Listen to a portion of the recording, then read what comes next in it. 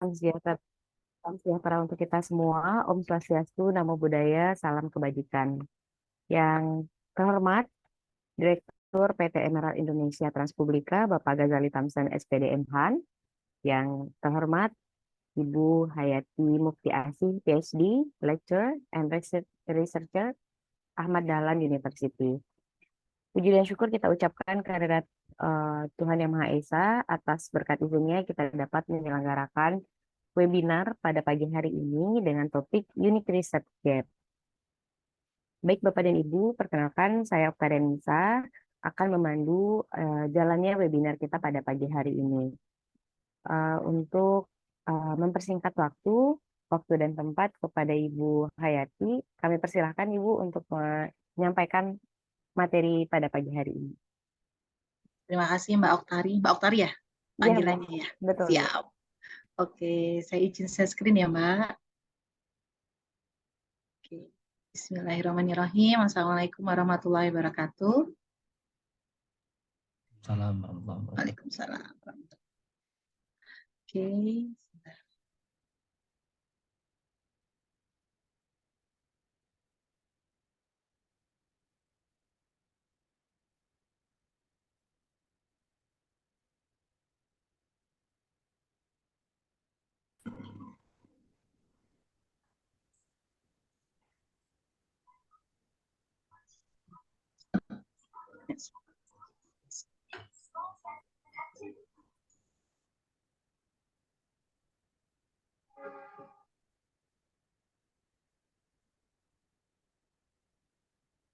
Oke, bismillahirrahmanirrahim. Assalamualaikum warahmatullahi wabarakatuh. Waalaikumsalam. Gimana kabarnya Bapak Ibu semua yang ada di sini? Weekend sama-sama belajar ya di sini. Oke, hari ini kita sama-sama belajar atau berdiskusi sebenarnya ya lebih tepatnya terkait dengan unique research gap, di mana di sini nanti beberapa hal yang akan kita bahas ya terkait dengan inovasi dan kreativitas dalam penelitian. Sebelumnya saya terima kasih sekali atas kepercayaannya dari Profesor IT, terutama untuk Bapak Ghazali Tamson yang udah mengundang saya ketiga kali ya Pak ya di acara Profesor ID ini. Semoga alhamdulillah sudah setahun ini Profesor ID semakin menginspirasi, semakin berkembang dan semakin bermanfaat untuk tidak hanya di Indonesia tapi juga di seluruh dunia. Amin amin ya rabbal alamin. Oke, sebelumnya perkenalkan nama saya Hayati Mukti Asih. Kebetulan saya dipercaya untuk menjadi sebuah dosen dan juga peneliti di Universitas Ahmad Dahlan Yogyakarta. Di sini sekaligus saya juga menjadi seorang editor in chief di dua jurnal nasional ya yang sudah terakreditasi SINTA, yaitu International Journal of Industrial Optimization dan juga SPECTA, yaitu Jurnal Pengabdian kepada Masyarakat. Di sini kebetulan bidang saya di teknik industri, jadi nanti kalau misalnya ada Bapak Ibu di sini yang juga interest research-nya itu sama, mungkin kita bisa atau berbeda kita bisa berkolaborasi. Ya. Mungkin pertama saya ingin memaparkan bahwa fenomena atau data ya bahwa publikasi internasional Indonesia dari beberapa negara ASEAN, kita mulai dari 2008 dibandingkan dengan Malaysia, Thailand dan Singapura ya, Indonesia masih yang paling yaitu 1471 dibandingkan Singapura ya yang dimana dia mempunyai publikasi internasional sangat masif. Sumber ini saya dapatkan dari Simago ya. Kemudian dari 2008 kita naik lagi ke 2010, Indonesia sudah meningkat yang tadinya 1.400 sekarang di 2010 kita meningkat di 2.700. Namun di 2010 ini dia memang Indonesia masih terbelakang di antara negara tetangga ya seperti Malaysia, Thailand dan juga Singapura. Namun di sini menariknya ternyata Singapura dan Malaysia saling berkejaran ya, di mana Malaysia ini langsung masif publikasi internasionalnya menjadi nomor 1 di tahun 2010. Namun kita berangkat lagi atau pergi lagi ke tahun 2012 ya, ternyata betul Malaysia mempunyai publikasi internasional yang semakin tinggi di mana mencapai 22.000 ya. Namun ternyata di Indonesia dia masih stagnan untuk di posisi keempat dari 4 negara ini, di mana walaupun dia sudah menjadi incremental atau ada peningkatan menjadi 3.900, namun ternyata dia masih di posisi keempat. Begitu juga kita berangkat lagi 2 tahun berikutnya, ya Malaysia masih menjadi pionir ya dari 3 tahun sebelumnya di 28.000 publikasi internasionalnya. Indonesia alhamdulillah sudah naik 2 kali lipat kalau kita lihat progresnya ya.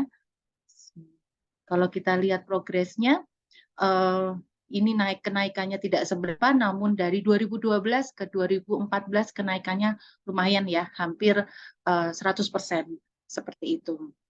Namun peningkatan itu tidak seberapa karena ternyata dibandingkan dengan negara tetangga kita masih kalah seperti itu. Nah, di tahun 2016 ya peningkatannya sangat tajam di Indonesia ya, di mana yang tadinya 6.000 sekarang sudah menjadi 11.740 dan kita hampir berbalapan dengan Thailand ya Bapak Ibu ya.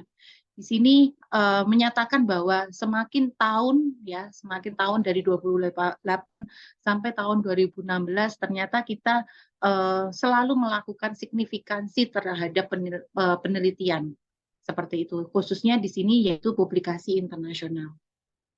Kemudian sebenarnya apa sih sebenarnya atau kenapa sih kita perlu melakukan yang namanya research?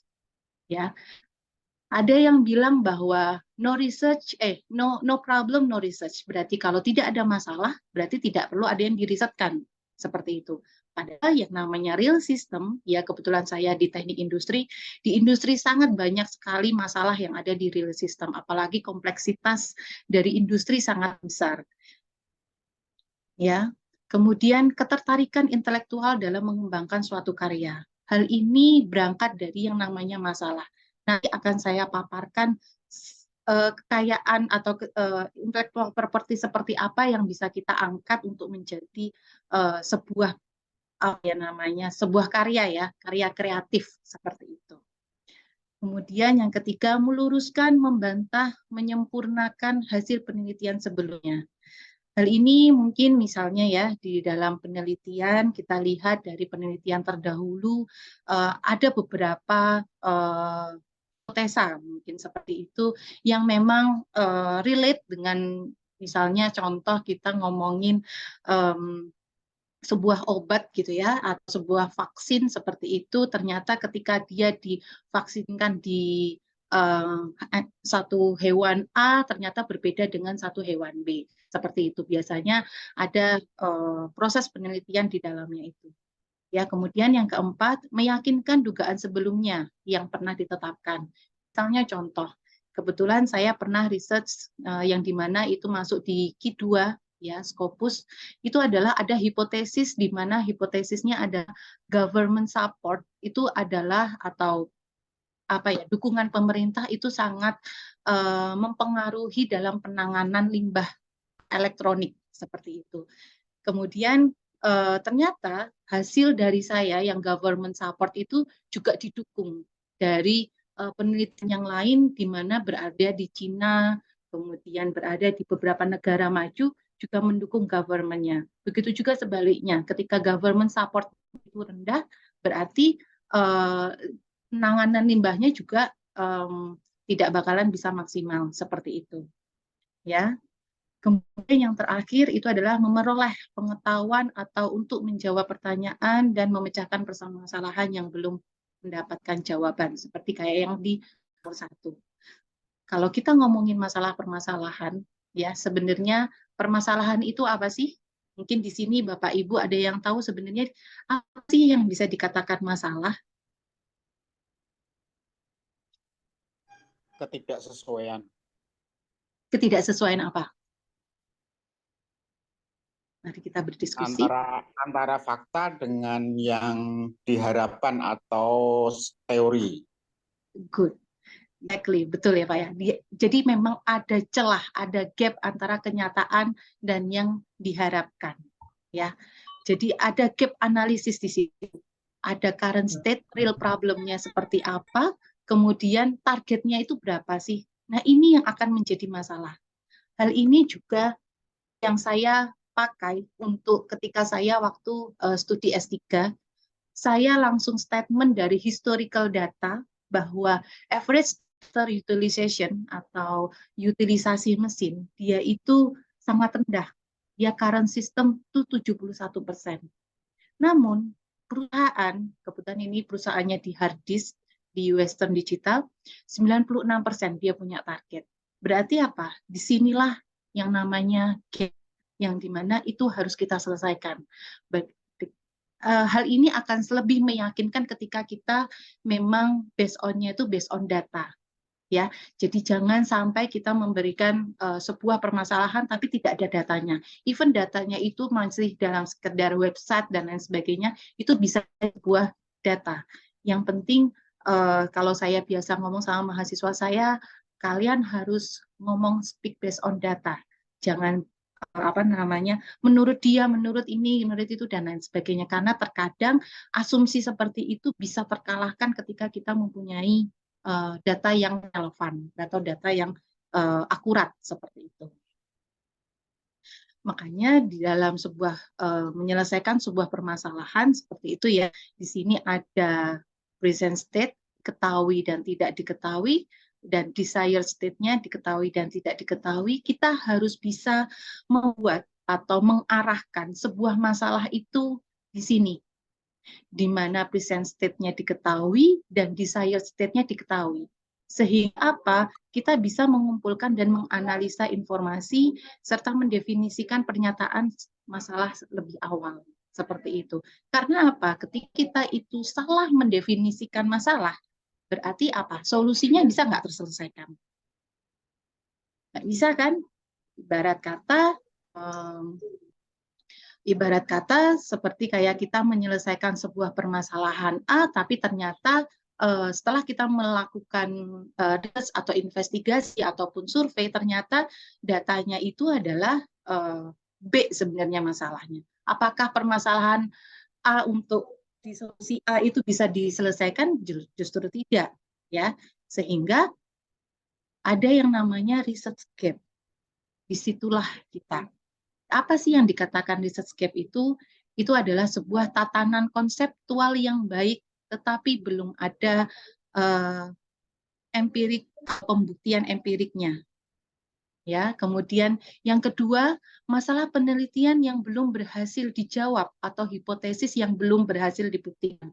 Misalnya contoh, ada sebuah hipotesis ya atau sebuah konsep gitu ya, ada konsep A dan konsep B. Nah, konsep A dan konsep B itu biasanya sudah sering dilakukan, misalnya seperti itu. Banyak konsep yang ada ya, konsep A dan konsep B sudah bisa dilakukan. Namun sekarang misalnya ada permasalahan environmental impact atau permasalahan halal, misalnya seperti itu.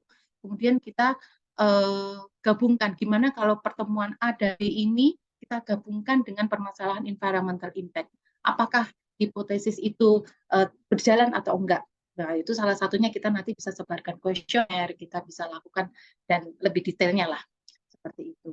Dikatakan research gap juga itu adalah temuan penelitian yang kontroversial terhadap penelitian jenis lainnya. Ya. Kemudian yang terakhir hasil penelitian yang menyisikan kelemahan. Ya, di sini ada yang namanya menyisikan kelemahan. Kalau kita membaca paper, ya pasti di setiap paper itu akan paper yang baik ya, Bapak Ibu, itu pasti akan memberikan kelemahan dari penelitian ini. Misalnya contoh, penelitian ini masih belum sempurna, misalnya seperti itu, ini masih berkonsentrasi hanya di produk A, B, C, D, misalnya seperti itu, masih ada beberapa produk yang bisa kita lakukan untuk bisa membuktikan suatu konsep ini, misalnya seperti itu. Atau di menyisikan kelemahan ini, Bapak Ibu bisa lihat juga kalau di sebuah artikel, di bagian conclusion. Di bagian conclusion itu biasanya ada yang namanya future research, atau riset yang akan datang. Di situ biasanya author akan memberikan sebuah saran. Mungkin bisa diselesaikan dengan metode yang lain, di mana mungkin metode yang lain lebih baik daripada metode sebelumnya, seperti itu. Jadi di hasil penelitian itu yang mengisikan kelemahan. Baik lagi kalau kita misal bisa mengcompare antara metode satu dengan metode berikutnya dan lain sebagainya. Ya, namun ya dalam mendefinisikan sebuah research scape ya, itu ada beberapa kesulitan ya yang terjadi. Pertama, yang tadi saya sudah bilang, kegagalan dalam mengenali masalah yang ada. Misalnya, anaknya itu sakitnya batuk, tapi kita mengenali dan mendefinisikan masalah ini ya, di poin kedua, itu adalah sakitnya adalah sakit pilek. Apakah obatnya bisa menyembuhkan penyakit tersebut? Tidak. Karena apa? Definisi atau mendefinisikan penyakitnya aja udah salah. Ya, makanya kalau di tempat kami, misalnya kalau di teknik industri, kita berangkat dari data dulu, masalahnya seperti apa, kemudian kita jabarkan lebih detail ke fishbone diagramnya. Root cause-nya sebenarnya apa sih? Misalnya produk cacat, sebenarnya root cause-nya apa sih? Kenapa kok donat ini enggak enak? Bahasanya kan kita bahasanya donat ini enggak enak, seperti itu. Oh, ternyata dari data cacatnya itu sudah 50%, nggak enak itu 50%. Oh, oke, nggak enaknya itu kenapa? Kita definisikan lebih detail. Oh, ternyata jenis cacatnya macam-macam nih di donat. Ada yang bantat, ada yang tidak berkembang, kemudian ada yang toppingnya kurang, dan lain sebagainya. Hal itu kita definisikan per data. Jadi, oh ternyata yang bantat berapa, kemudian yang tadi tidak mengembang berapa, yang toppingnya kurang berapa, dan lain sebagainya. Kemudian dari data itu, dari tadi tahu cacatnya berapa, kemudian jenis cacatnya berapa, kemudian turun lagi. Oh ternyata jenis cacat terbanyak itu ada di bantat. Oh oke, di bantat. Kita turunin lagi ke bawah fishbone diagramnya. Oh root cause-nya itu apa sih? Apakah dari mesinnya, apakah dari manusianya, apakah dari environment-nya, atau apa, dan lain sebagainya. Atau mungkin dari materialnya. Materialnya dari supplier tidak sesuai dengan untuk pembuatan donat, oh ya berarti ya memang donatnya gimana pun juga, walaupun proses pembuatannya itu betul, dia tidak akan menghasilkan donat yang enak, donat yang empuk, misalnya seperti itu. Itu bagaimana kita cara mengenali masalah sedetail itu. Kenapa masalah ini harus didefinisikan secara clear, ya, supaya apa? Supaya kita nanti bisa mendefinisikan atau bisa mempropos solusi dengan baik, dengan tepat, seperti itu, ya. Kemudian yang ketiga, kegagalan dalam menggunakan seluruh informasi yang tersedia. Di situ ya. Jadi seluruh informasi ini tadi seperti yang tadi saya bilang, jangan hanya berhenti di cacat. Kita harus tahu lagi, ternyata cacat itu ada yang namanya jenis cacat. Dan jenis cacat ini kita definisikan lagi, masalahnya apa sih? Root cause dari si jenis cacat ini tuh apa? Seluruh informasi harus kita gather atau harus kita ambil seperti itu. Namun di industri ya, tidak semua perusahaan ya itu mempunyai dokumentasi yang baik. Ya, sehingga kita sebagai peneliti harus jeli, harus bisa melihat, oh ini sebenarnya masalahnya apa sih, seperti itu. Ya, kemudian yang keempat, kegagalan dalam mengenali atau menanyakan asumsi. Hal ini penting, Bapak Ibu. Kebetulan dulu saya melakukan sebuah riset simulasi, misalnya seperti itu ya. Di simulasi ini saya mensimulasikan hanya 4 dari 100 produk. Saya mengonsumsikan 4. Waktu itu saya ditanya sama penguji S3 saya, Hayati di sini itu kamu ada 100 model produk, kenapa kamu hanya mengkonsiderkan atau mempertimbangkan 4 produk saja? Kemudian saya jawab dengan data lagi, gitu loh, bahwa asumsi ini saya lakukan tidak semata-mata memang saya pengennya 4 karena pengen simple, no, saya ada justifikasinya. Justifikasinya gimana? Dengan mengenai atau menanyakan asumsi dengan data itu tadi, dengan data itu tadi. Datanya itu gimana maksudnya? Yaitu dengan walaupun dia 4, tapi dia sudah merepresentasikan 98% dari total produksi. Seperti itu. Hingga ketika kita walaupun hanya mempertimbangkan 4 dari 100, tapi kalau 4 itu sudah mempertimbangkan 98% dari total produksi, itu kita aman. Ya, jadi asumsi ini harus terjustifikasi dengan baik. Ya, jadi kenapa kita harus menggunakan 4 produk? Kenapa kita tidak menggunakan, misalnya di simulasi saya tidak mengkonsiderkan atau tidak mempertimbangkan produk cacat, itu gara-gara karena produk cacat di perusahaan Western Digital itu hanya 0,000001%. Jadi sangat kecil sekali. Seperti itu. Jadi saya karena itu sangat kecil, saya mengekskludkan atau saya tidak ikutkan produk cacat itu menjadi sebuah masalah saya atau di sebuah model saya. Seperti itu. Kemudian berikutnya yaitu kegagalan dalam mempertimbangkan alternatif solusi yang luas. Ya, ketika kita melihat ya sebuah permasalahan, kita sekarang turun ke bagian metodenya. Ya, bagaimana cara menyelesaikan sebuah masalah itu metodenya sangat banyak. Nah, di metode itu pasti ada kelebihan dan kekurangannya. Misalnya contoh, ada mathematical modeling, ada juga simulasi. Mathematical modeling dia akan menghasilkan yang optimal, misalnya seperti itu. Oke, dia akan menghasilkan optimal, tapi dia negatifnya apa? Dia tidak bisa mempertimbangkan probability distribution, misalnya seperti itu. Ya. Kemudian ada juga yang namanya simulasi. Positifnya apa? Negatifnya apa? Kemudian ada simulasi digabung dengan genetic algorithm. Positifnya apa? Negatifnya apa? Hal itu harus terdefinisikan dengan baik dan harus ada citasinya. Jadi kita tidak citasi ini penting ya Bapak Ibu. Untuk apa? Untuk memperkuat kita ketika kita nanti defense atau memberikan opini kita ketika kita nanti pada saat sidang atau pada saat kasusnya ini mungkin kita lagi menyelesaikan sidang misalnya seperti itu ya. Karena kalau itu ada berdasarkan dengan citasi kita aman. Seperti kita ada berdasar, apalagi kalau citasinya adalah citasi yang Scopus yang Q1. Jadi memang kalau dulu saya waktu pas S3 ada beberapa citasi yang memang saya tak buat untuk citasi yang penting-penting ini, yang memang krusial ini, citasinya harus dari Scopus yang Q1. Jangan yang Sinta dan lain sebagainya. Jangan yang abal-abal apa. Kenapa? Karena ketika itu nanti dibantahkan sama penguji, kita nggak punya backing up yang kuat. Tapi kalau kita sudah punya Q1, kita lebih aman. Seperti itu. Jadi positif, negatif dari setiap metode harus kita paparkan. Seperti itu ya. Kegagalan dalam menempatkan isu-isu implementasi. Nah, ini juga penting. Apalagi kebetulan saya di teknik industri. Industri itu sangat sekali besar kompleksitasnya. Ya, misalnya contoh, pada saat itu saya masih mempertimbangkan 4 produk. Ya, 4 produk ini ketika saya risetkan, kemudian 2 tahun berjalan ternyata apa? 4 ini itu sudah berubah. Tidak lagi A, B, C, D. Tapi udah berubah ke B, C, D, E. Misalnya seperti itu. 1 ini sudah enggak. Berarti kan yang saya modelkan harus dilakukan penyesuaian. Supaya model saya ini bisa diimplementasikan ke real system. Hal itu yang kadang diignorkan dari beberapa peneliti. Sampai sedetail itu, demand-nya pasti juga berubah. Ya. Kemudian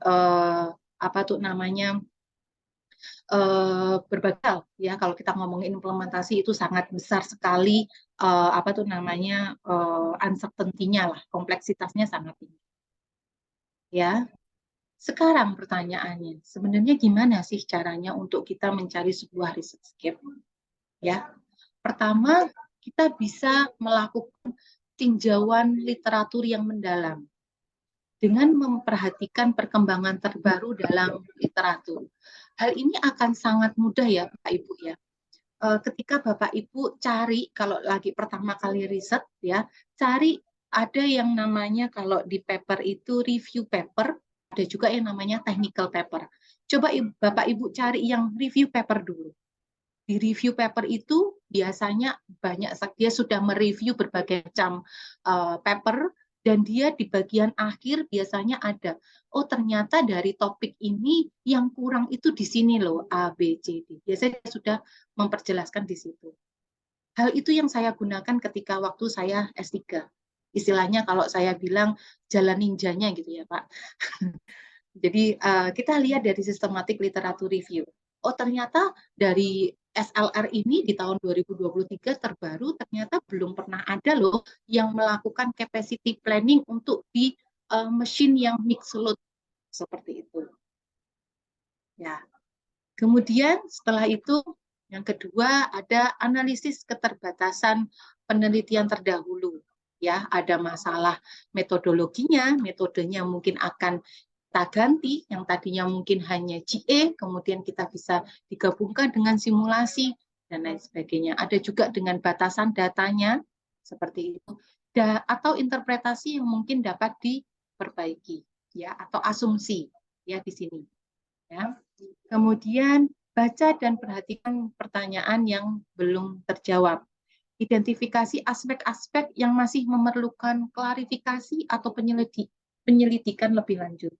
Misalnya contoh yang sekarang ini saya sedang lakukan bersama mahasiswa, itu adalah kita pengen mencari rute terbaik ketika kita pengen menyelesaikan sebuah permasalahan pengantaran sebuah distribusi roti. Di situ ketika jaraknya itu panjang, yang terjadi di real system itu adalah misalnya apa itu namanya biaya atau fuel consumption, biaya bensinnya atau biaya transportasinya itu sangat besar biayanya. Itu yang pertama. Kedua, terkadang si driver ini yang melakukan distribusi roti ini, dia terkadang sampai dikatakan lembur, misalnya seperti itu. Hal ini yang akhirnya, oh iya, memang ada masalah seperti itu. Namun, kita dari sisi ekonomi bisa menyelesaikan, kita minimasi jaraknya, misalnya seperti itu. Namun, ada aspek satu yang mungkin masih sedang dilakukan, yaitu apa? Aspek environment. Oh, ternyata dengan tingginya fuel consumption atau bensin, ternyata apa? Karbon emisinya juga semakin besar loh. Seperti itu. Akhirnya kita lakukan optimasi, jaraknya yang tadinya misalnya 100 berkurang jadi 80, kita lakukan simulasi juga bahwa dari 80 itu ternyata dengan kalkulasi karbon emisinya juga pasti akan berkurang. Hal ini bisa penurunan sekitar 20%. Hal ini yang juga kita lakukan di beberapa riset jenis. Seperti itu. Ada aspek-aspek yang tidak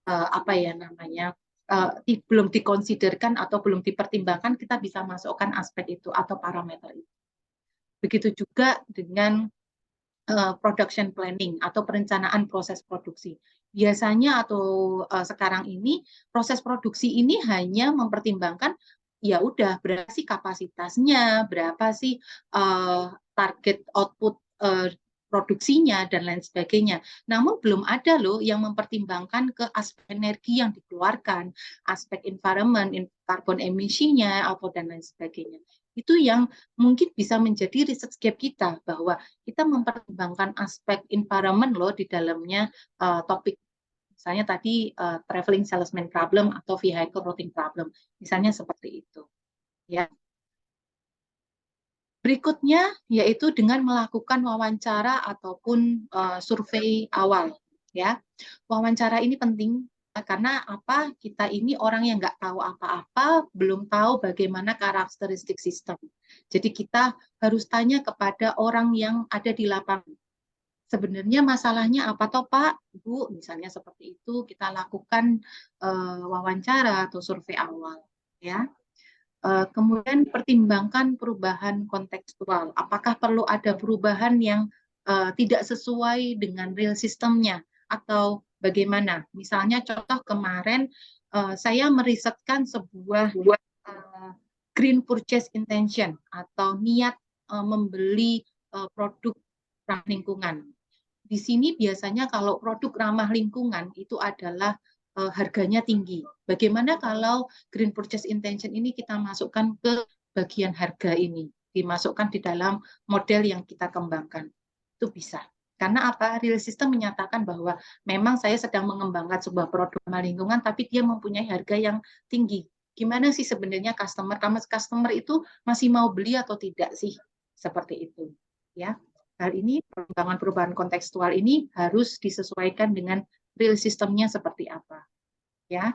Kemudian nih juga terapkan pendekatan multidisiplin, ya, di mana multidisiplin ini penting sekali untuk kita lakukan penelusuran ya, atau kita lakukan implementasi. Kenapa? Karena dunia ini sudah semakin kompleks.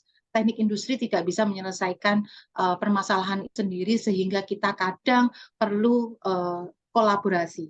Ada beberapa penelitian saya yang juga melakukan kolaborasi dengan multidisiplin, tidak hanya ke teknik industri saja, namun juga ke teknik kimia, begitu juga dengan ke teknik elektro dan lain sebagainya. Ya, atau yang terakhir, bagaimana Fund Research Gap itu adalah diskusi dengan kolaborator atau mentor. Di sini penting Bapak Ibu, jadi kalau ini yang sedang melakukan research S1, S2, ataupun S3, saya sarankan ketika Bapak Ibu melakukan research, jangan diam saja. Karena apa? Walaupun orang itu tidak sesuai dengan topik kita, misalnya topik kita A, kita diskusinya dengan topik B, orang yang dengan topik B, itu nggak apa-apa, diskusi aja. Karena apa? Kadang kita mempunyai insight dari topik lain seperti itu, yang dimana kita bisa mengimplementasikan di topik kita seperti itu. Begitu juga dengan mentor. Saya selalu bilang sama mahasiswa saya, selalu ketemu dengan saya, walaupun kalian tidak ada progres. Tidak ada progres itu termasuk progres menurut saya. Karena apa? Saya tahu perkembangan kalian, saya tahu kalian posisinya di mana dan lain sebagainya. Seperti itu, ya. Nah, inovasi dan kreativitas memainkan peranan penting dalam penelitian untuk menciptakan keunikan dalam research gap. Research gap ini juga memerlukan inovasi dan kreativitas, Bapak Ibu, karena kita tidak bisa menyelesaikan sebuah permasalahan tapi kalau kita tidak bisa melakukan inovasi dan kreativitas. Contoh simple, ya, yaitu Bapak Ibu tahu ini apa? Kebayang nggak ini apa? Dari gambarnya.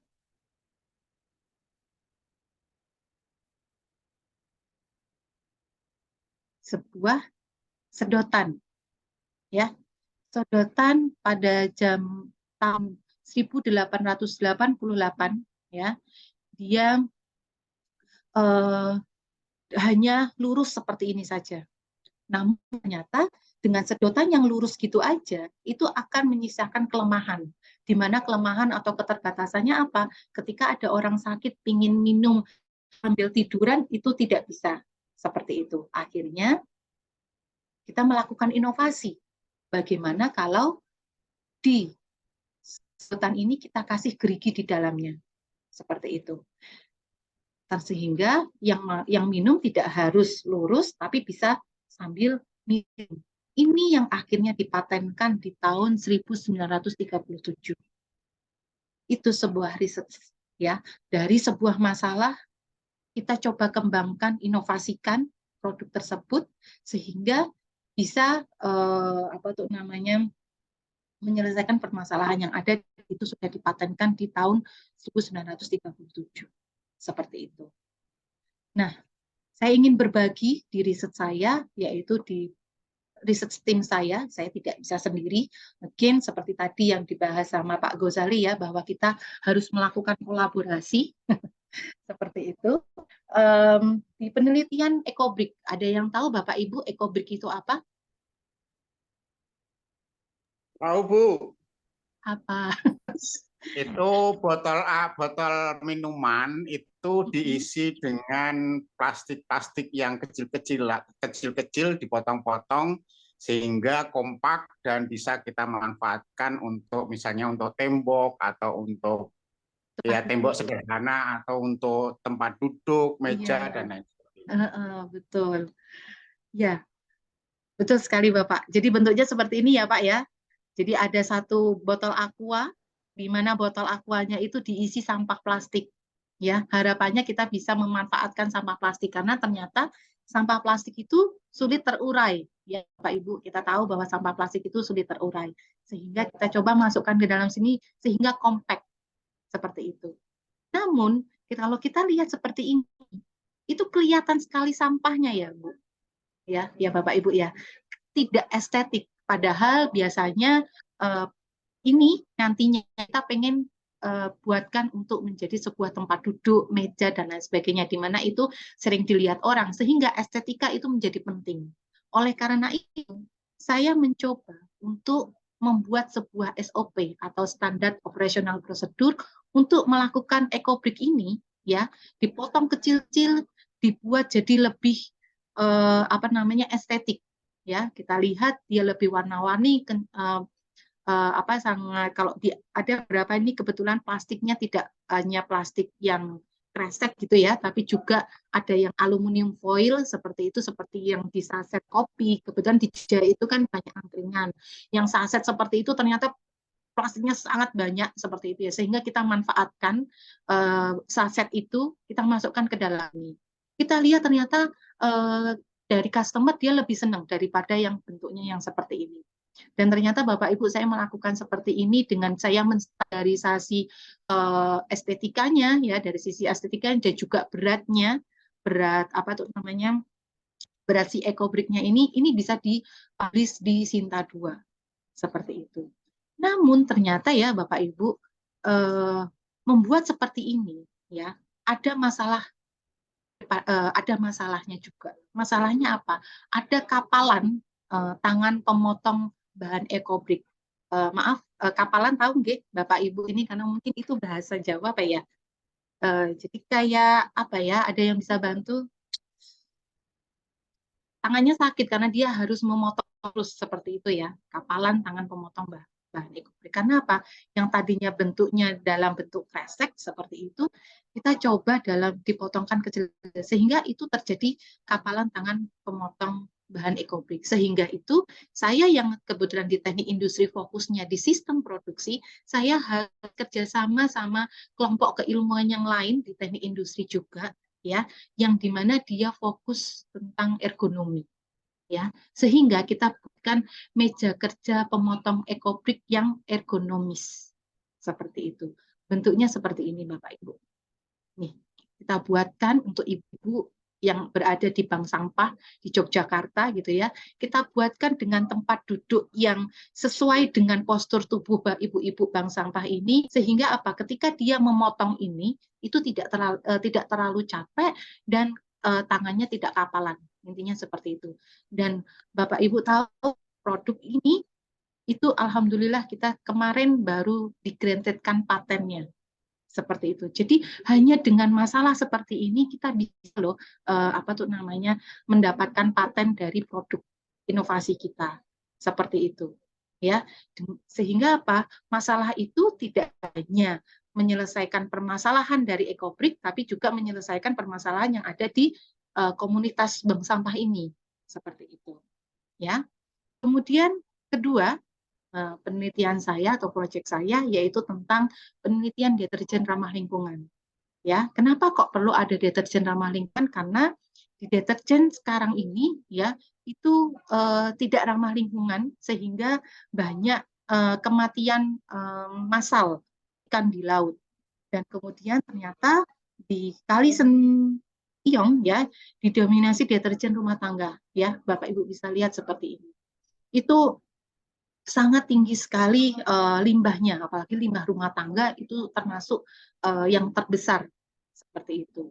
Sehingga kita mencoba untuk bekerja sama, ya, multidisiplin, tidak hanya ke teknik industri aja, tapi juga ke teknik kimia. Seperti itu, kita lakukan sebuah kolaborasi, ya, seperti itu. Di sini di tahun 2020 ya, kami mencoba untuk memberikan pelatihan kepada ibu-ibu bank sampah. Namun ternyata apa? Pelatihan ini menyisakan sebuah permasalahan, yaitu ketika kita mau mass production itu akan jadi masalah, ya kan? Sehingga kita buatkanlah sebuah alat proses produksi, ya, untuk deterjen ramah lingkungan. Jadi nanti ibu-ibunya tidak hanya bisa menggunakan, tapi bisa juga memproduksi. Harapannya tidak hanya digunakan untuk ibu-ibu bank sampah, namun itu juga bisa dijual, sehingga bisa memberdayakan ibu-ibu bank sampah. Seperti itu. Kemudian di tahun 2020, kebetulan ini sudah sudah tergranted untuk didesain industri, dan kemudian di sini kita perbarui komposisinya. di mana di sini komposisinya ternyata masih kurang, kita perbarui di tahun 2022. Kebetulan sampai sekarang posisi paten kemarin kami baru melakukan pemeriksaan substantif. Ya, harapannya semoga bisa granted secepatnya. Sehingga dengan permasalahan seperti ini aja, deterjen ramah lingkungan, kita bisa melakukan beberapa publikasi. Ya, kalau kita ngomongin masalah dosen ya, tidak hanya paten, desain industri, hak cipta, jurnal penelitian, dan jurnal pengabdian. Seperti itu Bapak Ibu. Jadi satu masalah karena kita keroyokan bareng-bareng, tidak hanya dari teknik industri, tapi juga di teknik kimia, kita bisa mendapatkan banyak hal. Dari paten, desain industrinya dapat dari produksinya, ya kan? Hak cipta kita bisa membuat video, poster, buku panduan, ya, dan lain sebagainya. Jurnal penelitian itu jelas, kemudian jurnal pengabdian.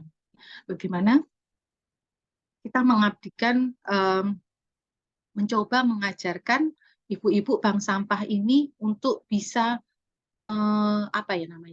memproduksi deterjen itu secara mandiri. Jadi kebetulan ini kondisinya ya, saya dibantu sama beberapa mahasiswa ya, kolaborasi gitu ya antara dosen dan mahasiswa untuk bisa mengajarkan ibu-ibu bank sampah. Kebetulan ini ada di labnya kami, kita ajak ibu-ibu bank sampah untuk datang dulu di sini, kemudian nanti harapannya kita bisa bagikan alat tersebut ke ibu-ibu bank sampah seperti itu. Jadi kurang lebih seperti itu Bapak Ibu, dari satu penelitian ternyata kita bisa sampai ke hilirisasi ke pengabdian. Tidak itu saja, tapi kita bisa juga, nah ini adalah proses produksinya ya Bapak Ibu ya, bagaimana membuat si deterjen ramah lingkungannya.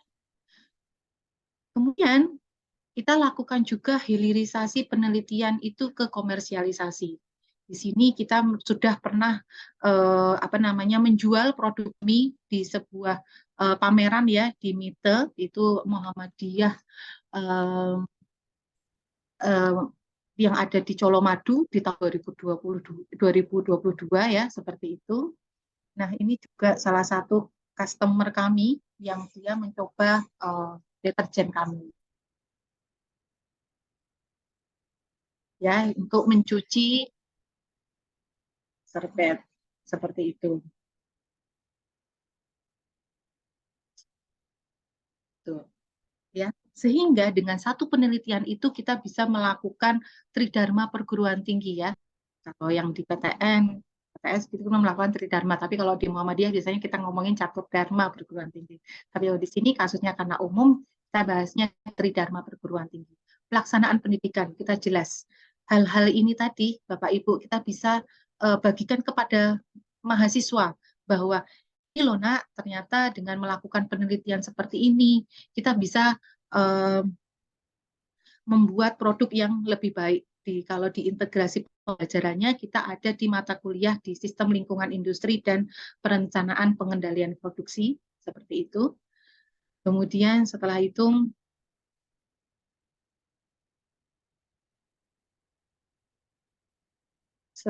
dari pelaksanaan pendidikan kita pergi ke penelitian, ya. Dari penelitian dulu, kemudian ke pengabdian, kemudian ke pelaksanaan penelitian. Jadi kayak close looping gitu ya Bapak Ibu. Dengan satu penelitian itu saja kita bisa mengajarkan banyak hal dan memberikan banyak hal seperti itu. Dan ini semua tidak bisa kita lakukan ketika tidak ada kolaborasi antara lecturer dan student. Seperti itu. Kita tidak bisa berdiri sendiri Bapak Ibu. Kita perlu ada mahasiswa, kita perlu ada teman kolega dan lain sebagainya, atau bahkan mitra studi bisa memberikan kita inovasi produk lah, istilahnya seperti itu. Ya, jadi intinya itu adalah di teamwork. Ya, kita harus bisa bekerja sama tidak hanya di satu prodi atau satu jurusan, tapi juga di luar jurusan sehingga multidisiplin bisa diterapkan seperti itu. Nah, sekarang kalau kita ngomongin tentang how to write a RISCAP in article, ya, jadi kadang kalau kita ngomongin research gap, tadi kita sudah tahu bahwa research gap itu datangnya dari sebuah masalah yang ada, namun terkadang banyak peneliti yang dia itu tidak secara eksplisit menuliskan bahwa ini loh research gap kami, seperti itu. Padahal itu penting Bapak Ibu. Kita harus bisa mengkritisi, atau bahasanya kalau dulu profesor saya adalah critical review, ya. Jadi kita mengkritisi setiap penelitian terdahulu. Ternyata penelitian terdahulu itu seperti apa kelemahannya, penelitian si A lagi kelemahannya apa. Nah, akhirnya kita mempropos penelitian kita untuk menyelesaikan keterbatasan yang ada di penelitian A dan penelitian B. Seperti itu. A high proportion of lack of novelty rejection are made after reading abstract, introduction, and conclusion. Ya, jadi di 3 hal ini kita harus meng-highlight apa sih research gap kita, apa sih novelty kita, apa sih kontribusi kita. Ya, jadi itu hal-hal yang penting harus ketika kita menuliskan sebuah artikel. Kenapa? Karena dengan mengeksplisitkan ya hal itu, pembaca jadi lebih enak. Oh, ini loh in research contribution-nya. Oh, ini loh research gap-nya. Oh, ini loh novelty-nya. Seperti itu. Ya. Adapun beberapa hal ya. Nih, kalau kita ngomongin di introduction, pertama, ya penelitian yang bagus atau penulisan yang bagus, ya selalu saya katakan ke mahasiswa saya, itu seperti kayak mengerucut ke bawah, seperti itu. Ya, kita berangkat dari yang problem secara itu dulu, secara besar dulu, seperti secara general dulu, umum dulu, baru ke khusus. Ya, kalau di pelajaran bahasa Indonesia, umum dulu, baru ke khusus. Dari yang konteksnya problem secara umum, kita support dengan beberapa past research, di mana apa sih development dari sebuah model yang ada sekarang, kemudian dan lain sebagainya ya. Jadi tentang past research-nya seperti apa. Kemudian ternyata research-nya ini ada loh bahwa dia itu belum mempertimbangkan A, B, C, D. Oleh karena itu, penelitian ini diusung untuk menyelesaikan permasalahan ini dengan tujuan A, B, C, D, E. Misalnya seperti itu. Jadi introduction-nya itu enak, flow-nya itu enak. Paling enak itu kalau kita membuat sebuah section introduction ataupun di metodologi, kita buat per poin-poinnya dulu Bapak Ibu. Oh ternyata misalnya contoh, poin ini saya mau jelasin secara general transportasi, kemudian turun lagi ke traveling salesman problem, turun lagi ke metodenya seperti apa pas research yang sudah pernah dilakukan, ternyata metodenya masih itu-itu aja dan tidak bisa menyelesaikan, bukan bahasanya itu aja sih, maksudnya dia memberikan permasalahan-permasalahan yang baru seperti itu. Misalnya GA masih kurang bagus atau simulasi mathematical modeling masih kurang pas dan lain sebagainya. Kita buat identify the gap itu, akhirnya di terakhirnya itu kita ingin mengusulkan hybrid dari metode A dan metode B. Misalnya seperti itu. Ya. Nah, ini yang tadi saya bilang, sometimes kita perlu meng-highlight knowledge gap. Ya, saya cited dari Marley di 2015 di bukunya Academic Phrasing Bank. Itu ada beberapa kata ya yang bisa kita gunakan untuk meng-highlight research gap itu. Misalnya contoh ya, masih sedikit ya, little is known about X and it is not clear what factors apa.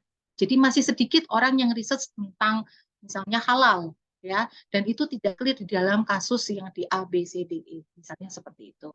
To date, only a limited number of XS has been identified. Misalnya masih sedikit yang diskusi tentang halal yang ada di manufaktur, misalnya seperti itu.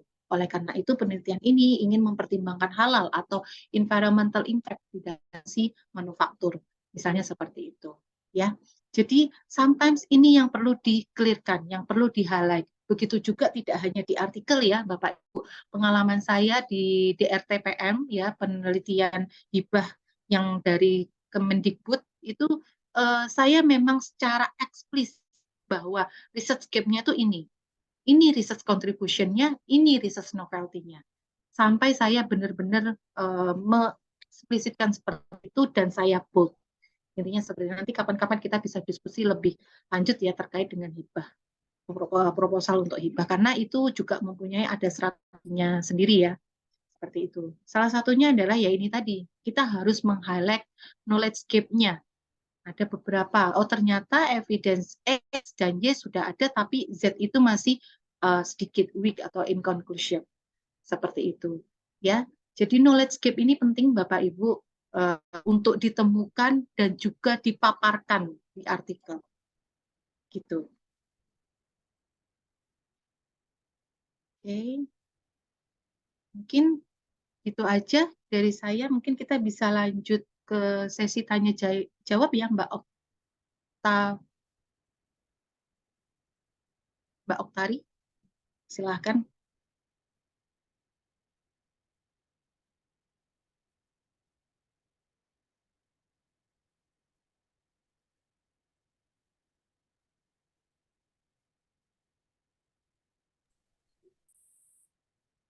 Assalamualaikum Mbak Oktari.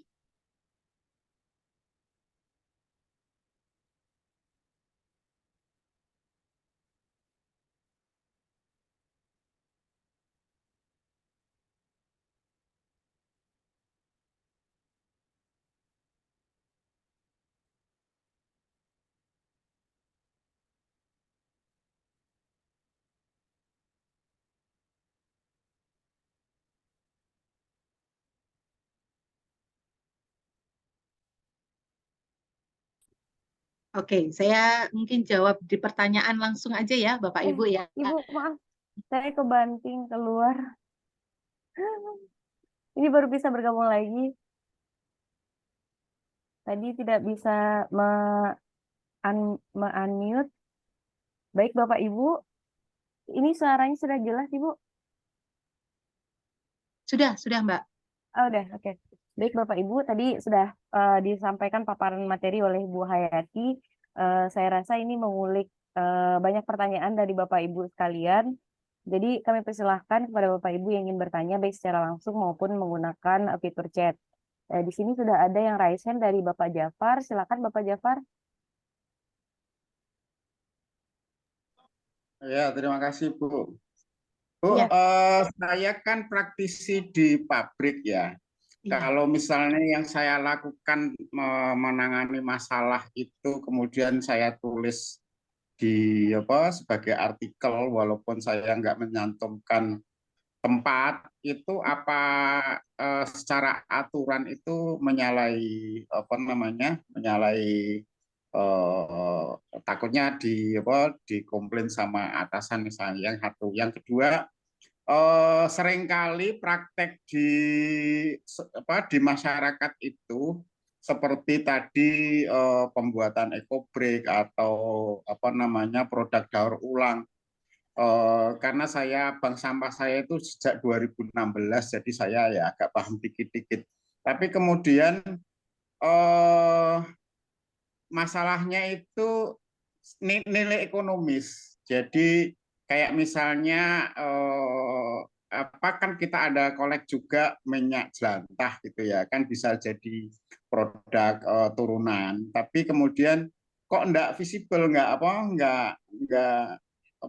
untung gitu. Kemudian misalnya pencacahan sampah basah jadi kemudian kompos gitu. Kemudian yang media tanam atau pupuk yang kita jual itu enggak nutup dari dari kos produksinya gitu. Karena juga mesinnya juga kita harus bikin, kalau pencacah itu sampai 10 juta yang paling sederhana itu. Nah, itu untuk menangani itu gimana? Karena jadi sekarang ini bank sampahnya itu masih rutin jalan, tapi sebatas kolek dan jual gitu. Jadi saya kaget tadi, kok dosa sederhana itu kok bisa jadi paten ya, pencacah plastik. Loh, kalau saya pakai gunting aja cukup kok, nggak usah kemudian untuk katanya kapalan tangan itu pakai stick untuk nyoblos untuk ndesek sampah itu juga Ya. bisa, enggak repot gitu. Tapi saya kaget loh, kok sesederhana itu bisa jadi paten, hebat gitu.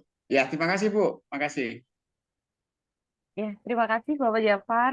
Ibu ingin langsung ditanggapi atau kita kumpulkan Boleh. dulu pertanyaan? Takut Oh, saya silakan lupa, Ibu. Mbak. Saya langsung tanggapi aja ya. Siap, Ibu. Oke, terima kasih Pak Jafar. Assalamualaikum. Oke, jadi tadi menanggapi masalah itu ya, penamaan nama perusahaan ya Pak. Eh, Memang saya selama ini saya nggak pernah yang namanya memberikan nama perusahaan di riset saya seperti itu karena itu apa itu namanya hubungannya dengan ya nama ya karena apa misalnya contoh produk cacat misalnya seperti itu berarti kan saya memberikan akses bahwa produk cacat di perusahaan A itu sangat besar jelek dan lain sebagainya ya, seperti itu jadi biasanya saya buat general Pak misalnya perusahaan roti misalnya seperti itu atau perusahaan di multinational company seperti itu Bapak jadi buat industrinya apa, jangan dibuat namanya seperti itu. Bahkan dulu saya yang di apa tuh namanya satu perusahaan itu saya sampai membuat sign MOU seperti itu sehingga dan di situ eksplisit bahwa saya tidak akan memberikan nama itu ke artikel yang saya publikasikan seperti itu ya Bapak. Jadi itu sah-sah aja karena kita kan ingin sharing knowledge ya untuk di artikel ya publikasi dan lain sebagainya. Itu menurut saya nggak perlu disebut nama nama perusahaannya sih nggak masalah. Oke, yang pertanyaan pertama. Kemudian yang pertanyaan kedua, kok bank sampah itu tidak bisa nutup gitu ya Pak ya keuntungannya seperti itu. Um, Memang kalau yang namanya bank sampah itu bisa dikatakan susah-susah gampang, Pak. Ya, saya pun juga yang selama 2018 ya berkutat pengabdian itu di bank sampah ya, itu untuk ngomongin masalah keuntungan yang sangat besar itu memang susah. Kecuali kalau kita bisa mengajak ibu-ibu bank sampah itu untuk mass production yang memang betul-betul besar seperti itu. Namun kan kendalanya ibu-ibu bank sampah ini kan ibu rumah tangga ya, yang bukan pekerja yang full time seperti itu, nggih Pak. Sehingga terkadang itu menjadi sebuah ya masalahnya juga kayak gitu, seperti itu. Jadi banyak faktor sih Pak sebenarnya kalau kenapa kok bank sampah itu tidak nutup dari segi apa tuh namanya profit dan lain sebagainya ke situ sih Pak. Makanya akhirnya kami sih dari sering ketemu sama ibu-ibu bank sampah itu hanya kita mencoba untuk menginovasikan sebuah alat produksi tadi deterjen ramah lingkungan sehingga harapannya kita pengennya ada sosiopreneurship seperti itu Pak. Pengennya di ibu-ibu bank sampah ini tidak hanya bisa menggunakan sendiri produk deterjen ramah lingkungan tapi juga bisa dijual seperti itu Pak. Dengan harapannya ketika dijual kan nanti ibu-ibu bank sampahnya bisa generating income dari situ. Kurang lebih gitu sih Pak. Semoga bisa menjawab.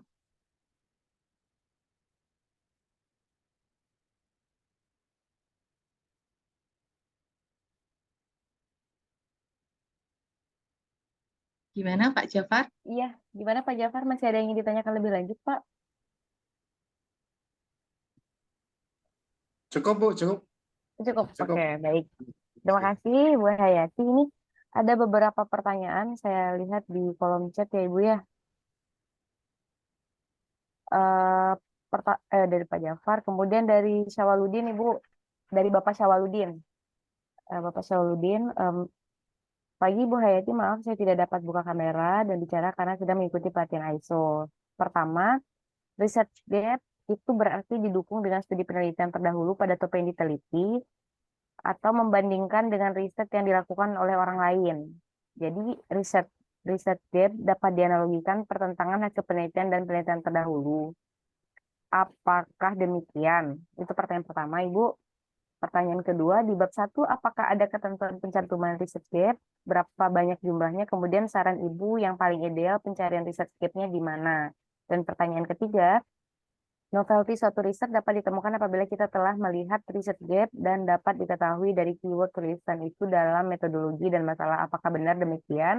Mohon pencerahannya Ibu gitu.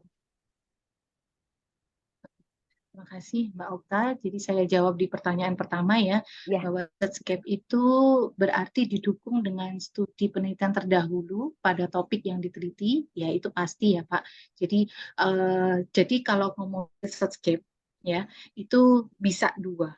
ya. Makanya saya selalu bilang contribution atau research gap gitu ya. Itu biasanya contribution to knowledge dan contribution to practice ya. Dari dua ini itu riset yang bagus itu harus bisa menyelesaikan keduanya. Dari praktisnya seperti apa? Oh, praktisnya adalah mungkin yang tadi yang di riset S3 saya, utilisasi mesinnya itu jauh dari target. Yang tadi 96%, sekarang itu 74%, seperti itu. Sehingga ada gap di situ. Itu contribution atau research gap dari praktisnya sudah dapat. Akhirnya, tapi saya harus bisa menemukan research gap dari segi teorinya. Bagaimana teori ini bisa nanti research gap ini menyelesaikan permasalahan yang ada di teori. Karena kebetulan kalau memang misalnya S1 problem solving selesai, tapi kalau S3 kita harus membuat sesuatu yang baru dari teori tersebut, seperti itu. Membuat keterbaruan sehingga bisa dikatakan bahwa kita memang kuatin dulu di penelitian terdahulu, seperti itu. Dari penelitian terdahulu kita lihat kelemahannya apa sih. Oh, kelemahannya A, B, C, D, E, misalnya seperti itu. Si A ngomong apa, si B ngomong apa, kelemahannya apa. Kita lihat satu pelitian satu. Kita lakukan seperti yang tadi bilang critical review dari setiap jurnal itu kita lakukan apa kekurangan dia, apa kelemahan dia, seperti itu. Setelah itu kita tahu penelitian terdahulu itu kelemahannya apa. Setelah itu kita lakukan propose solution-nya seperti apa. Kita ini loh. Penelitian ini tujuannya untuk menyelesaikan keterbatasan yang ada di penelitian sebelumnya. Misalnya seperti itu.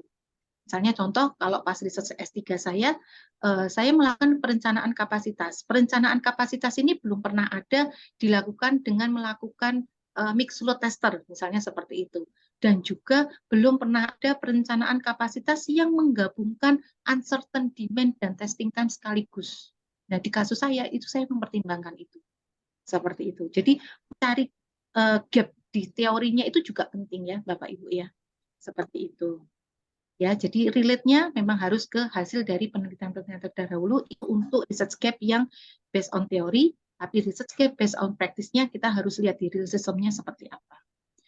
Di bab 1, apakah ada ketentuan pencantuman research gap, berapa banyak jumlahnya, kemudian saran Ibu yang paling ideal pencarian research gap di mana?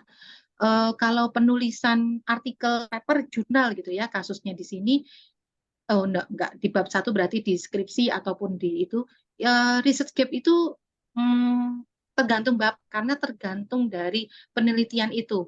Coba Bapak lihat dari 5 tahun terakhir, berapa sih yang memang itu menjadi Bapak lihat bahwa ini loh kekurangannya, seperti itu. Tidak ada batasan harus berapa dan lain sebagainya, itu enggak ada. Bahkan ketika saya nulis paten pun berapa jumlah yang harus kita kritisi itu pun juga enggak ada, seperti itu ya. Jadi sesuaikan dengan topik Bapak, research gap-nya berapa dan lain sebagainya. Yang penting bahwa kelemahan itu bisa dijawab di penelitian Anda yang Anda usulkan, seperti itu. Kemudian 3, novelty suatu riset dapat ditemukan apabila kita telah melihat research gap dan dapat diketahui dari keyword tulisan itu dalam, bukan metodologi Pak, dari introduction, tadi abstract, dan juga yang ketiga adalah conclusion. Biasanya di 3 part itu yang kita highlight, ini loh research gap kita, ini loh research novelty kita, at the end this is our research contribution. Seperti itu. Semoga bisa terjawab ya, Bapak Syawaludin. Ya, sudah dijawab Bapak Syawaludin, mengucapkan terima kasih, Ibu. Ini ada pertanyaan lebih lanjut ini Bu, dari Bapak Muhammad Nur bertanya, bagaimana membedakan research gap dengan novelty penelitian kita? Sebenarnya sih kurang lebih hampir sama ya, kalau menurut saya, mohon nanti dikoreksi, mungkin nanti di sini ada yang lebih memahami ya, tapi kalau menurut saya research gap dan novelty itu hampir sama ya. Novelty itu research gap ya, research gap dan novelty ya. Jadi bagaimana kita bisa melihat bahwa memang ini ada perbedaan loh, ini tuh ada masalah loh, baik dari segi teori dan juga dari segi prakteknya, seperti itu. Itu sih Mbak Okta. Oke, sudah terjawab ya Bapak Muhammad eh, Nur, Bapak Muhammad Nur. Baik Bapak Ibu sekalian, kami persilahkan yang ingin bertanya lebih lanjut terkait riset gap ini.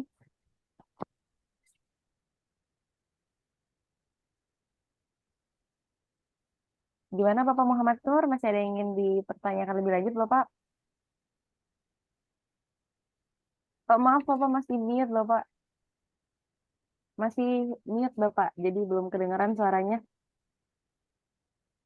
Oh iya, Ya, oh, bisa oke. bertanya langsung, Bu. Oh silakan, silakan Bapak. Ya. Begini, kemarin ada ujian mahasiswa.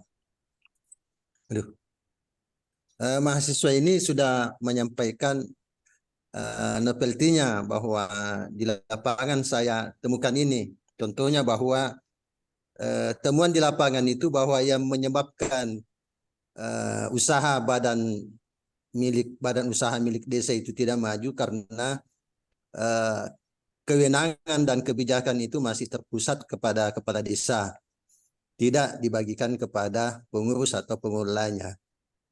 Dosen lain yang menguji membantah bahwa itu bukan novelty, itu novel kebaruan temuan di lapangan. Maksudnya dia menginginkan novelty yang tidak pernah ditemukan orang lain. Sedangkan mahasiswa ini mengatakan bahwa apa yang saya temukan juga sebenarnya sudah pernah ditemukan orang lain.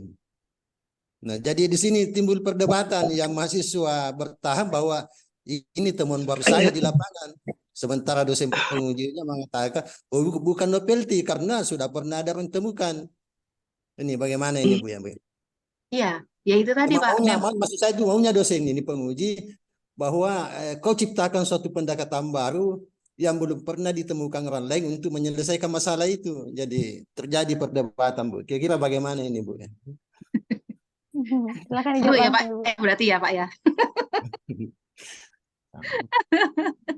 Ya, jadi memang ya yang namanya novelty atau research gap itu kan memang sesuatu yang belum pernah dilakukan ya Pak ya.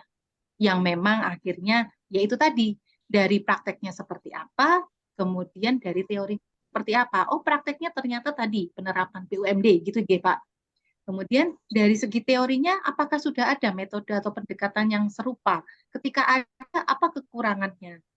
Mungkin lebih walaupun memang mungkin kalau menurut saya ya, ketika memang misalnya si mahasiswa itu ingin bertahan dari justifikasi bahwa ini itu adalah novelty, mahasiswa itu harus mampu memberikan jurnal-jurnal yang apa ya namanya, yang tadi saya bilang, yang Kisatus Scopus misalnya seperti itu, atau kalau itu BUMD kan mungkin lokal problem ya, paling enggak Sinta 2 seperti itu. Sehingga apa? Si penguji ini tuh yakin bahwa oh iya ini loh apa tuh namanya masalahnya yang belum pernah diselesaikan di sebelum-sebelumnya seperti itu. Jadi contribution to knowledge-nya harus dapat, contribution to practice-nya juga harus dapat. Seperti itu, Pak. Kasih Bu, semuanya Bu. Oke, sudah clear ya Pak. Ketemu benang merahnya ya Pak. Semangat Bapak, saya kebayang itu bagaimana hebohnya nih. Iya. Baik Bapak Ibu, kami silahkan yang ingin bertanya lebih lanjut mengenai persoalan-persoalan penelitiannya. Ya benar itu, harus ada jurnalnya itu. Hah? Benar ada jurnalnya. Betul apa? Jurnalnya. Jurnal. Nang Gitu. Gimana Bapak Ahmad Kartubi, ada yang ingin didiskusikan lebih lanjut Bapak?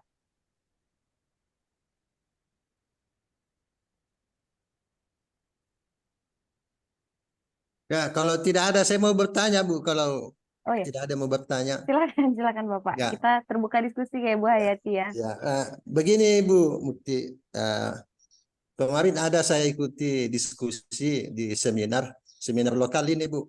Ada pembicara mengatakan bahwa gampang itu menumbangkan Scopus Q1.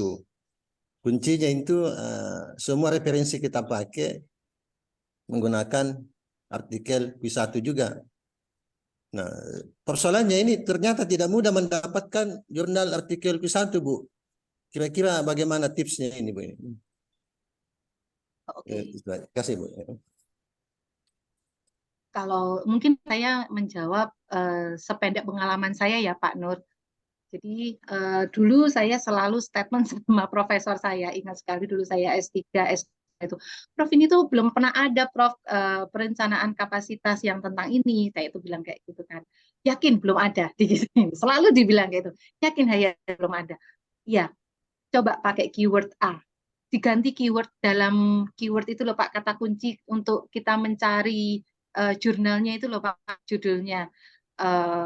Apa tuh namanya, mungkin kita ngomongin perencanaan kapasitas, mungkin juga kita melakukan dynamic apa ya, karena saya fokusnya di perencanaan kapasitas untuk mesin A gitu ya, mesin A ini kita coba ganti-ganti keywordnya, apa itu ada perubahan apa enggak. Ternyata setelah saya cari, ternyata bukan mesin ini tapi nama sistemnya reconfigurable manufacturing system, misalnya seperti itu. Jadi terkadang kita harus main-main di kata kunci itu, Pak, dalam cari search engine-nya, di dalam Scopusnya, seperti itu. Coba di otak-atik di bagian di keyword dalam mencari di Google Scholar ataupun Scopusnya, seperti itu, Bapak. Iya. Kasih, Bu. Iya. Iya. Oke, baik. Ada pertanyaan lagi nih Bu komentar dari Bapak Salamun Muhammad. Sepertinya kasus yang disampaikan Pak Nur lebih tepat disebut subjek. Baik. Ibu, apakah ada semacam tips Ibu dalam menyusun atau mengotak-atik itu, tips-tips and tricks lebih lanjutnya apakah ada Ibu? Kalau tips dan trik ya. Saya sebenarnya ngomongin tips dan trik ya, tapi mungkin bahasa saya itu adalah bahasa ninja. Bahasa ninja itu adalah paling gampang cari research gap kalau di teori ya, di teorinya ya, karena kan kalau kita ngomongin masalah di real industry itu sangatlah kompleks sekali ya, kita bisa cari masalahnya seperti apa, seperti itu. Tapi kalau dari teori paling gampang Bapak Ibu belajar banyak membaca untuk di review paper. Dengan review paper itu di bagian belakang ya, itu ada future research, ada juga di discussion, itu akan dipaparkan bahwa penelitian terkait dengan topik A ini topik A ini apa aja sih sebenarnya yang sudah pernah dilakukan, kemudian yang belum itu apa sih, itu biasanya dipaparkan. Biasanya di situ sih, di review paper. Kita lihatnya pertama dari situ. Seperti itu, Mbak Ola. Review, jadi kuncinya banyak membaca, mengkomparasi gitu ya Bu ya. Untuk mengasah ketajaman gitu ya Bu. Jadi menemukan keyword-keyword dan menganyam tulisannya gitu ya Bu ya. Iya, merajut. Merajut ya. Oke, baik. Baik Bapak Ibu, kami silakan lagi kepada Bapak Ibu yang ingin bertanya. Apakah masih ada Bu, Bapak Ibu? nanya lagi Bu. Ya, silakan Bapak Jafar. Curhat. Curhat, silakan Bapak. Ya, saya kan mau bikin ini ya, artikel penelitian mengenai pakai bibliometrik, pakai mengenai AI. Cuma Artificial Intelligence. setelah saya masukkan keyword AI, kemudian artificial intelligence, kemudian ada beberapa yang lain yang sepadan dengan itu, dapat 1.200 artikel lah di Scopus itu. Nah, tapi setelah saya coba buka di abstraknya, itu ada yang menyingkat AI itu bukan artificial intelligence Bu, tapi active ingredient. Nah, artinya kan CSV metadata yang mau saya download kan berarti nanti tercampur Bu dengan dengan AI dengan arti yang lainnya. Nah, itu untuk mengeksklud gimana caranya? Kalau 1.200 saya teliti satu-satu ya gempor saya. Itu Pak, Ada ada tracknya. itu apa namanya? Sebentar. Ada kok Pak caranya kan kalau N itu kan harus ada 2 keyword itu. Kalau OR itu salah satu gitu kan. Itu ada kok Pak, ada satu tapi saya lupa. Jadi mengekskludkan di artificial ingredient. Itu ada Pak. Sebentar ya Pak ya.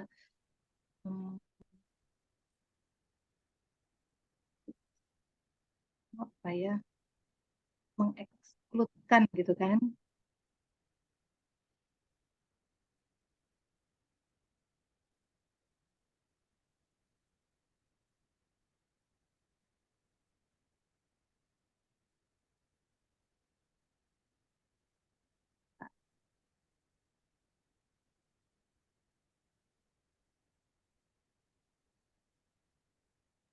Baik, sembari Bu Hayati mencari menemukan Mbak, maaf, ya. saya sudah ketemu Oh, sebentar. udah ketemu. Oke.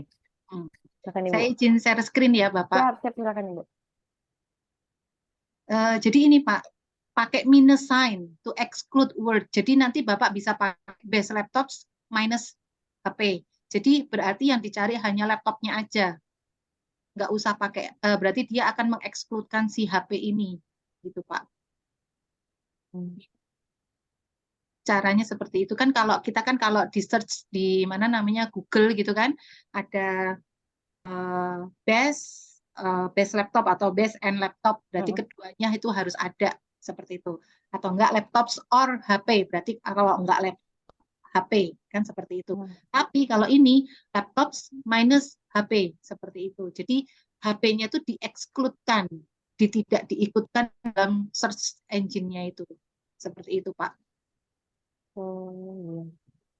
Jadi kalau misalnya setelah tanda sebelum HP ini ada spasi itu maknanya juga akan berbeda ya Bu ya? Kalau ini biasanya sudah langsung otomatis teridentifikasikan, biasanya seperti itu. Gitu. Seperti itu. Dibacanya exclude HP ya. Bisa juga kalau Google Search tip di sini ya. Jadi sorry kok malah saya saya share screen. Bisa juga pakai tanda ini Bapak Ibu.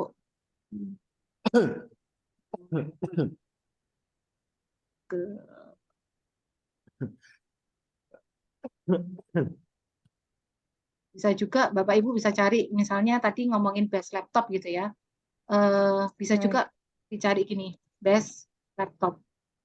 Berarti apa? Ini adalah satu sorry bukan gini. Base laptop tanda. Berarti yang di itu adalah base laptop semuanya. Jadi base laptop itu satu term walaupun dipisah. Kalau kita nggak pakai kayak gini, kalau kita nggak pakai tanda petik, itu base and laptop. Base sendiri and laptopnya sendiri. Seperti itu. Jadi nanti identifikasinya lebih gede gitu loh. Kalau base laptop berarti kita melihat bahwa base sendiri, laptopnya sendiri. Tapi kalau kita searchingnya pakai tanda kayak gini, itu akan langsung. Saya contoh tadi yang punyanya Pak Jafar ya, kita cari tentang artificial intelligence.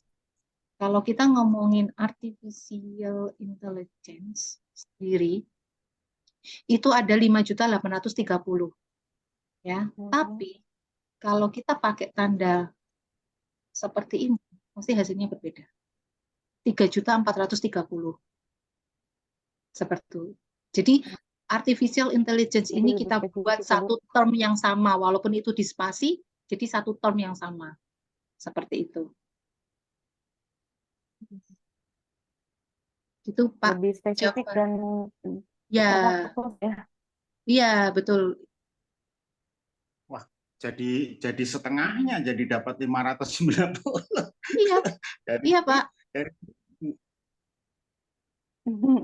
Iya, ini yang keluar memang beneran artificial intelligence yang keluar, nggak ada lagi yang namanya tadi apa? Artificial ingredients ya. Seperti itu. Karena kita sudah kunci bahwa ini adalah artificial intelligence, seperti itu, pakai tanda apa koma atas gitu loh, Pak. Apa istilah tanda petik ya? Kutip ya. Kutip. Seperti itu. Iya, tanda petik kan. Itu sih, Pak. Semoga bisa sedikit membantu. Saya coba dulu di semoga nanti nggak ketemu lagi di apa namanya abstraknya. Iya, solutif ya Pak. Iya. Jadi Itu kata sih kuncinya memang menggunakan tanda petik, Pak. Itu sebenarnya saya belajar itu karena ya itu tadi Profesor Solari saya selalu nanya yakin gitu. Akhirnya coba loh belajar bagaimana kita searching yang benar kayak gitu loh. Seperti itu. Menentukan hasil pencarian juga, Bu ya.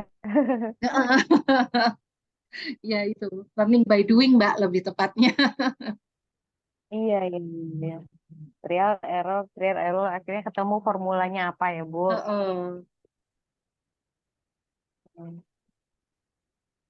Baik, Bapak Ibu, apakah masih ada yang ingin berdiskusi lebih lanjut?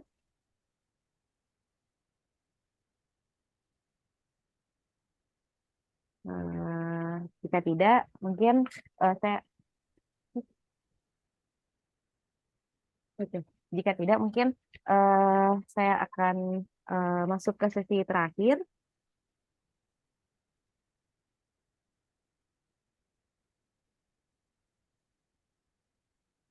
Karena waktu kita juga terbatas, Bapak Ibu. Masih ada yang ingin bertanya, Bapak Ibu? Dibutuhkan di Bapak. Oh, Ibu, ini di kolom chat ada pertanyaan dari Bapak Syawaludin. Bu, boleh dijelaskan tentang citasi yang dibutuhkan di bab 1? Terima kasih.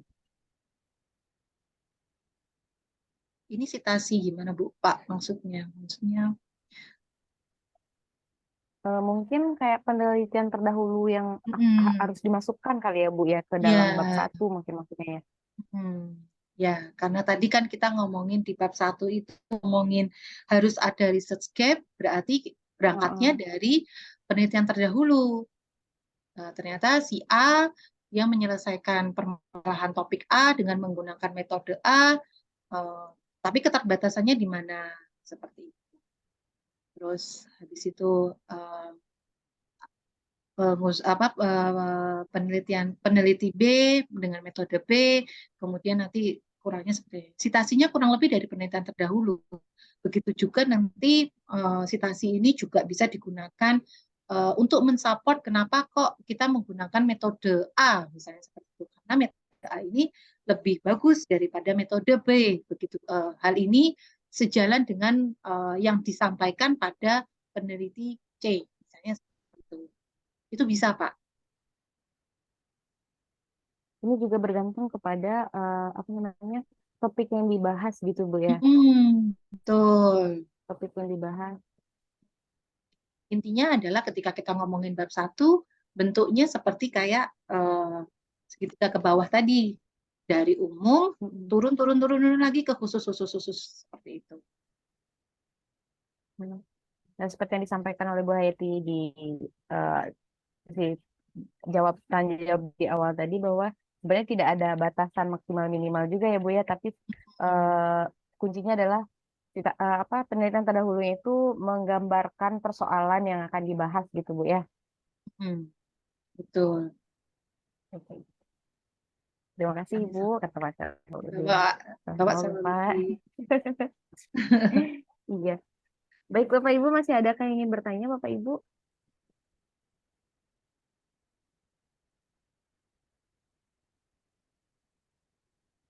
Oke, jika tidak mungkin kita akan masuk ke sesi penutup. Kami mohonkan kepada Bapak Ghazali selaku Direktur PT Emirat Trans Publica untuk menyampaikan kata-kata penutup pada webinar kita pagi hari ini. Terima kasih silakan Bapak Ghazali. moderator. Ini luar biasa sekali ya, saya mengikuti dari awal sampai akhir ini ya, presentasinya luar biasa. Sebenarnya yang kita bahas pada hari ini adalah tentang research gap ya. Tapi memang research gap ini adalah nyawa dari penelitian. Banyak orang membuat penelitian tetapi pas ditanya problemnya apa nggak bisa jelasin. Akhirnya bisa dikatakan gagal juga penelitian. Webinar. Iya. Tapi yang lebih menarik sekali yang disampaikan Ibu Hayati tadi bahwa penelitian itu terkadang orang berpikir ya buat jurnal hanya untuk mengejar ya, untuk mengejar jabatan. Tetapi di sini ini yang lebih menarik ini ternyata itu hilirisasinya banyak ya. Bisa membuat sebuah paten atau tuh membantu apa namanya masyarakat. Sebenarnya Tridharma University ini kalau kita laksanakan dengan baik, ini bukan tentang berbicara masalah diri kita sendiri. Misal kita mau naik jabatan, mau jadi lektor kepala, tapi sejauh itu adalah bagaimana kita memberikan pengabdian kepada masyarakat, bukan hanya misalnya mendapatkan dana hibah, tapi tadi jika dilakukan oleh seluruh peneliti di Indonesia, saya pikir ini negara Indonesia is really big country ya, ini luar biasa sekali. Jadi apabila kita bisa, ini sebuah inspirasi nih buat saya juga, ternyata wah selama ini saya memikir kita ngejar Scopus, kita ngejar Sinta, itu yang kita kejar. Ternyata jauh dari itu yang lebih esensi yang paling penting adalah bagaimana kita bisa menciptakan sebuah produk. Ini luar biasa. Dan saya ya karena memang saya pendidik, saya apa namanya produk-produk yang saya ciptakan bagaimana buat pendidikan. Ini kan saya pengen membuat sebuah gerbakan baru 2024 itu saya membuat sebuah konsep Nusanglis, Nusantara English. Kenapa saya buat konsep ini? Karena kalau kita lihat tetangga kita itu Singlish, Singaporean English, sama Manglis, Malaysian English, mereka kok bisa memiliki penelitian yang begitu banyak. Jadi kita harus menciptakan, memberikan motivasi bahwa kita punya Nusanglis. Nusanglis terdiri dari, sudah saya konsep 34. Contohnya misalnya kalau orang DKI, Jacklist. Kalau orang Banten, Banten list. Kalau orang Palembang, Palembang list. Kalau orang Maluku, pokoknya ada listnya semua. Jadi bagaimana menciptakan sebuah pembelajaran itu dari lokal. Jadi orang itu akan bisa berbahasa dari lokal. Orang Jogja, kalau misalnya yang ngajar orang Jogja, mau diajarkan bahasa apapun pasti lebih mudah ditimbang dengan bahasa Indonesia. Kenapa? Itu akan lebih menarik dan unik. Dan ini sudah saya buktikan dengan ribuan siswa saya yang ada di Palembang, Bu. Itu kita punya yang namanya bagaimana cara orang Palembang belajar bahasa Inggris. Tidak bisa. Indonesia ini tidak bisa dengan satu sistem. Orang Minang pasti dengan cara Minangnya. Kalau kata orang Minang, one ditulis, one dibaco, bisa gitu. Berbeda. Orang Jogja mungkin punya style sendiri. Nah itu yang saya insya Allah 2004 ini lagi saya konsep sendiri. Mungkin nanti minta bantuan juga dari Ibu Hayati dan juga Super Trainer ID. Jadi bagaimana kita, intinya adalah bahasa tadi Bu. Kalau kita bahasa Inggrisnya misalnya memahami penelitian apapun is really easy. Kalau yang misalnya Scopus itu teknis aja lah gitu ya. Itu bisa kita lakukan nanti ke depan. Ini mohon bantuan. Ini saya lagi apa namanya promo juga tuh di belakang itu. Jadi bagaimana kita buat improvement Profesor ID ke depannya dari bahasa. Dengan bahasa itu dari kita menciptakan peneliti-peneliti yang go internasional. Dan cara belajar bahasa Inggrisnya berdasarkan local people. Kita tidak membutuhkan misalnya, bukan berarti tidak membutuhkan. Selama ini orang itu kalau belajar bahasa Inggris mendatangkan native speaker, bayar mahal-mahal. Padahal sekarang sudah punya artificial intelligence yang dibilang oleh Pak Jafar tadi. Ya, kita bisa pakai Elsa, bisa pakai yang lain dan juga sangat murah. Kita ciptakan pembelajaran yang sangat murah. Jangan misalnya menjadi sebuah tren, oh saya membayar mahal gitu. Bukan. Esensi belajar adalah bagaimana kita mendapatkan sebuah ilmu. Terima kasih Ibu Hayati, luar biasa sekali. Dan ini saya yakin banyak menginspirasi semua peserta pada hari ini bahwa jangan hanya meneliti stop sampai dengan indeksnya saja, tapi kita ciptakan hilirisasi dari penelitian ini. Buat produk, we make the product, insya Allah bisa. Terima kasih banyak Ibu ya. Dan mungkin nanti 2024 karena Oktober November ini mungkin akhir dari ini kita Bu. Jadi bulan Desember itu kita harus istilahnya menginstal ulang lagi program Profesor ID ini akan kemana. Jadi kita stop, bukan stop sih, istirahat di bulan November, kita mulai lagi di bulan Januari. Akan tentunya akan memberikan pelatihan-pelatihan yang lebih jitu lagi insya Allah. Mohon dukungannya semuanya. Terima kasih. Amin amin ya Allah. Terima kasih Pak Ghazali atas insight-nya ya, insight dan semangat pergerakannya gitu. Benar sekali bahwa spirit lokal itu harus dibangkitkan ya Pak Ghazali ya. Dan kami juga ucapkan terima kasih kepada Ibu Hayati yang sudah meluangkan waktu, kesempatan pada pagi hari ini memberikan valuable insight tadi kalau kata partisipannya Ibu, sehingga kami sebagai peserta tercerahkan dengan apa yang Ibu sampaikan. Terima kasih banyak Ibu. Semoga menjadi amal jariah ya Ibu. Ilmu-ilmu yang disampaikan. Amin. Dan juga kami ucapkan terima kasih kepada seluruh partisipan Bapak Ibu yang senantiasa memiliki semangat belajar pada pagi hari ini.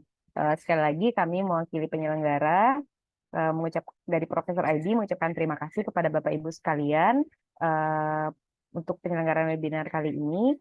Sampai jumpa pada webinar berikutnya. Selamat melanjutkan aktivitas. Selamat pagi. Selamat siang. Wassalamualaikum warahmatullahi wabarakatuh. Waalaikumsalam warahmatullahi wabarakatuh. Terima kasih Terima kasih Mbak banyak, Okta. Terima kasih Bu, ya. Bu. Terima kasih banyak Ibu. Terima kasih Bapak-Bapak semua. Sukses untuk Profesor ID-nya ya Pak. Amin, amin. Amin, ya Rabbal alamin, insya Mohon Allah. dukungannya Ibu. Tipis-tipis saja, Bu. Iya. Iya.